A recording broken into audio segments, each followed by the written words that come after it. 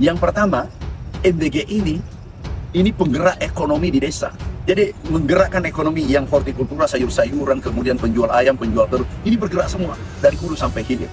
Kalau misalkan statement Pak Menteri terkait mengenai masalah kebutuhan MBG bisa langsung disuplai oleh petani lokal desa, semua itu nggak ada Pak Menteri. Awal konsep pemerintah memang seperti itu Pak Menteri. Tetapi coba lihat faktanya di lapangan. Petani kayak saya ini susah masukin produk saya hasil pertanian ke dapur MBG Pak Menteri.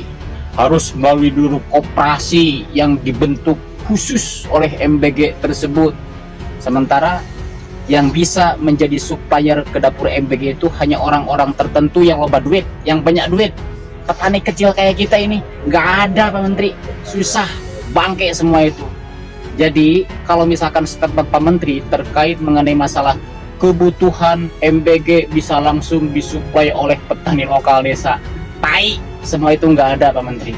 Tolong cek di lapangan, apakah sudah berjalan dengan betul konsep yang dibuat oleh pemerintah mengenai MBG tersebut.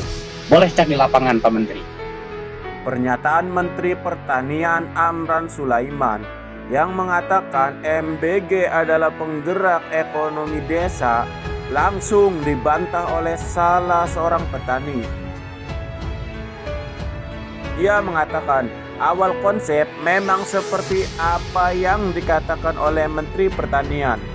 Tapi coba lihat fakta di lapangan. Petani seperti dirinya susah untuk masukin hasil pertaniannya ke dapur MBG. Harus melalui koperasi yang dibentuk khusus oleh MBG.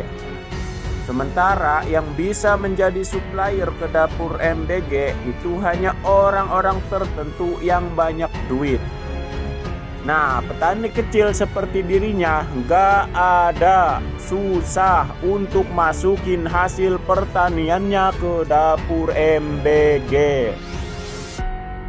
Jadi menurutnya pernyataan Menteri Pertanian Amran Sulaiman terkait mengenai masalah kebutuhan MBG bisa langsung disuplai oleh petani lokal desa, semuanya itu nggak ada alias bullshit. Nah, itulah tanggapan dari petani desa untuk Menteri Pertanian.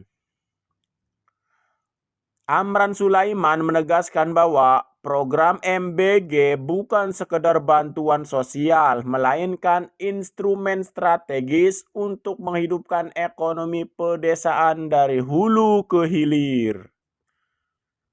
Program ini menciptakan permintaan stabil dan besar untuk komoditas pangan seperti beras, sayuran, telur, ayam, dan susu yang diproduksi langsung oleh petani lokal. Bahan pangan diambil dari produk masyarakat sekitar melalui dapur umum atau satuan pelayanan gizi di setiap wilayah, sehingga uang berputar di dalam desa tersebut. Nah, Mentan menyebutkan bahwa anggaran besar yang dialokasikan untuk MBG akan mendorong aktivitas ekonomi di sektor pertanian, peternakan hingga logistik di tingkat desa.